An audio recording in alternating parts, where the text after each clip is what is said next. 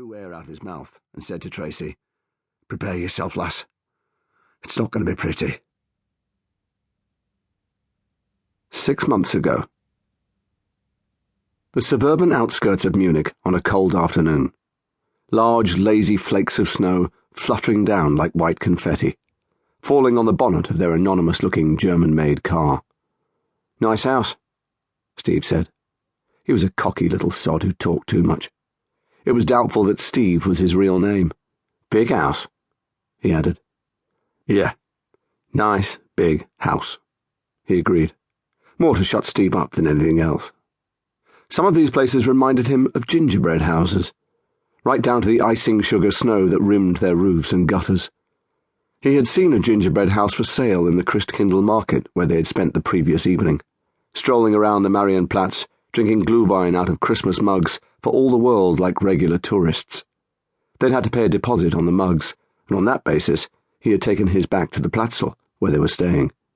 A present for his daughter Marley when he got home, even though she would probably turn her nose up at it. A car rounded the corner, and they both instinctively checked their watches.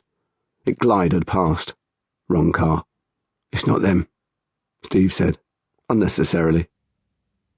The driveway was bordered by a lot of bushes. No security lights, no motion sensor lights.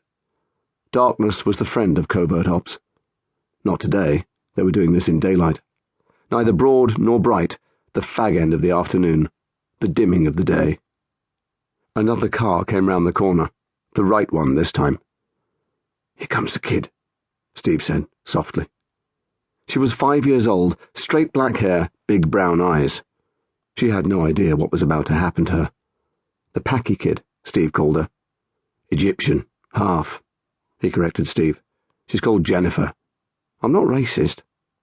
But the snow was still fluttering down, sticking to the windscreen for a second before melting.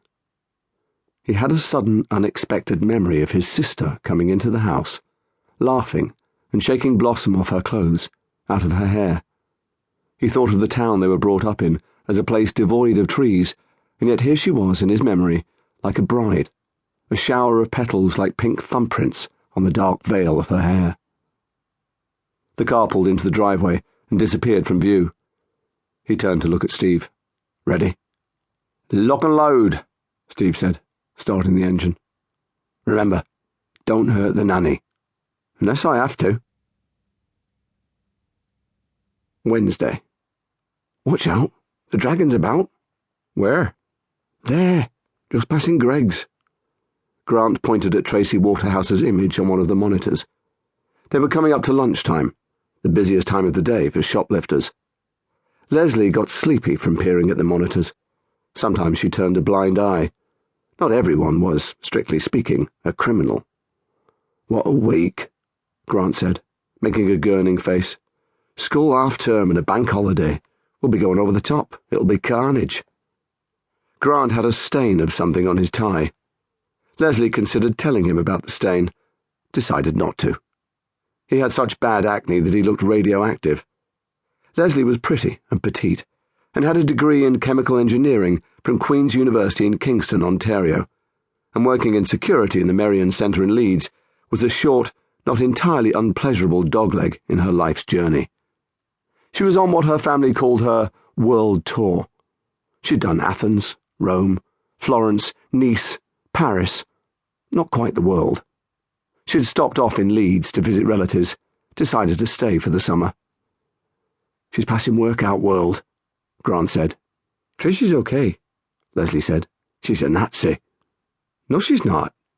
"Hey up," Grant said. "Tracy's going into Thornton's. Must need her daily rations topping up." Leslie liked Tracy. He knew where you were with her. No bullshit. "She's a right fat pig," Grant said. "She's not fat, just big." "Yeah, that's what they all say." Tracy Waterhouse came out of Thornton's, stuffing her forage into the big, ugly shoulder bag that she wore strapped, like a bandolier, across her substantial chest. Viennese truffles, her midweek treat. Pathetic, really. Other people went to the cinema on an evening, to restaurants, pubs and clubs, visited friends, had sex. But Tracy was looking forward to curling up on her sofa